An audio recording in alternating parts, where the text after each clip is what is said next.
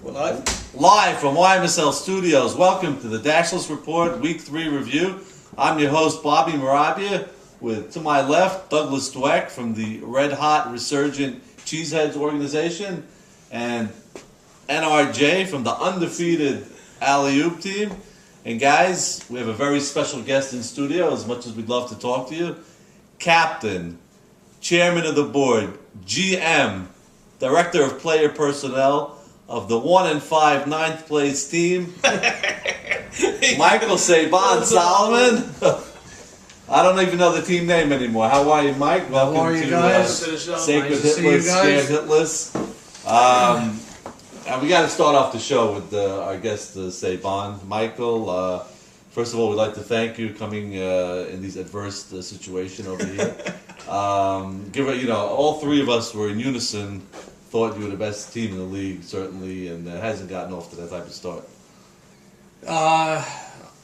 On paper means absolutely nothing. First, I want to thank you all for having me back this year. This is a great platform for me to express my concerns about my team, about my poor performance, and the rest of the poor performances that have been surrounding me. I will not be shy. I will not hold back. And everybody will be slaughtered live, so tune in. Okay. Mike, I'd like to say, what do you think has been the key problem? You had a great team on paper, offensively.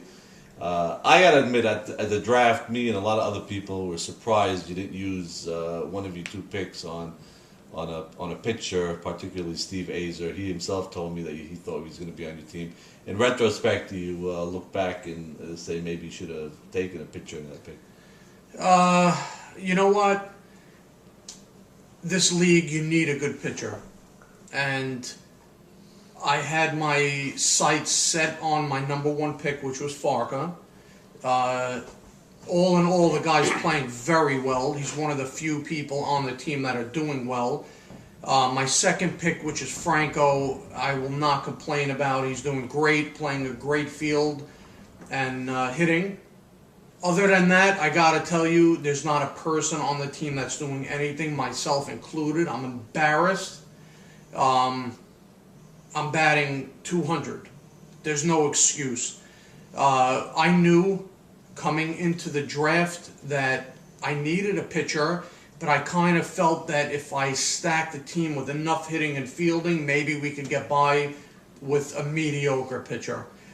I would love to have a guy like Azer. However, with the idea that he may not be there for the playoffs and all that stuff, I didn't want to take a gamble like that. You know what? Maybe that gamble would have paid off. We could have been secure until the playoffs, but I made that choice. I'm going to live with it. And we have Moses, and I'll tell you, he's not been good. He's not been horrendous. One game, he's bad. He's walking guys. The next game, he's keeping us in the game. We're not hitting. We're not coming up with timely hits. It's an utter disgrace. But I'm telling you, this week, our backs are against the wall. This is it. If we lose again, too, we're out. So I'm telling you, Haber, if you hear me, you better watch out. I'm talking straight to you. You wipe the tahina off your face while you're eating dinner right now. Okay? Because you better watch out. As a matter of fact, I'm scratching the team name. Let it be stricken from every tablet in YMSL history. So let it be written, so let it be done. That's right. This is 10 Commandments. There is no more scared hitless. Sacred hitless. There's no more sacred hitless. There's no more sacred hearts, as Kornman calls us. It's watch out. Watch out. Just because we're telling everybody to watch out from now. So the sisters from Holy Cross and Sacred Hitless are now telling the league to watch out. That's right. What he said is right based on the game from yesterday. That Moses, the first game, was very bad. Walking people at the bottom of the order, 3-1 counts to the middle of the order. But the second game was a 1-0 ball game, which is very rare in YMSL. And the offense combined in the two games only scored 2 runs. So while Moses was very bad in game 1, it can't all be pinned to Moses either. The offense, who on paper, is unbelievable. There's not a hole in that lineup. Just has, two guys hitting right now. So And your one win was against us. Moses pitched that game, of course, and gave up 1 run in 11 innings. He's out of the 3 weeks, other than the second week where we got blown out 2 games, he kept us alive in the second game of each week. The first game, he's an utter disgrace. The second game, he's been great, and we've all been a disgraceful surrounding cast. There's guys on my team coming very late. I mean, game time's supposed to be 9:45. We're not starting till 10 after 10. They're showing up 9:55. It's ridiculous. So you gotta get in there. That's You're the uncalled captain. for. I sent an email today, and I'm telling everyone again live for anyone who didn't get the email. Be at the field 8:45. Get extra practice in. We're gonna all be there. If you're not there, then either you won't play or you'll bat at the end of the lineup. I don't care who you are.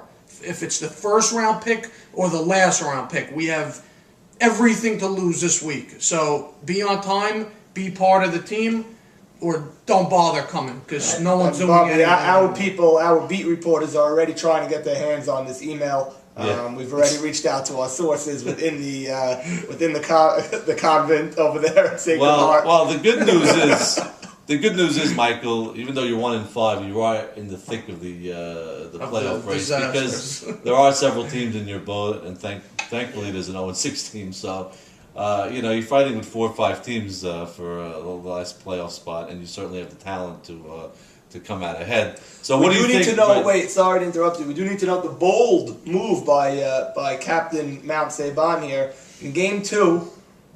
He went with the old Ike Norwood philosophy of his guy who's hitting the best to let off, and the guy who's hitting second best batted second. He changed his entire lineup. He put Farka leading off. Franco was batting second. He changed everything. It didn't work, but he's showing that he's willing to shake things up. The grass got straws. You know what? Nobody really is coming through. I figured those 2 guys have to get up the most. I put them 1 and 2. I put myself up 3. That didn't pan out. I'm going to step it up. I'm not worried. I will break through the slump. Everyone else has to join me. And if we all stick together, we're going to win this week. Just going back to the draft, I thought I was sitting, right across from you.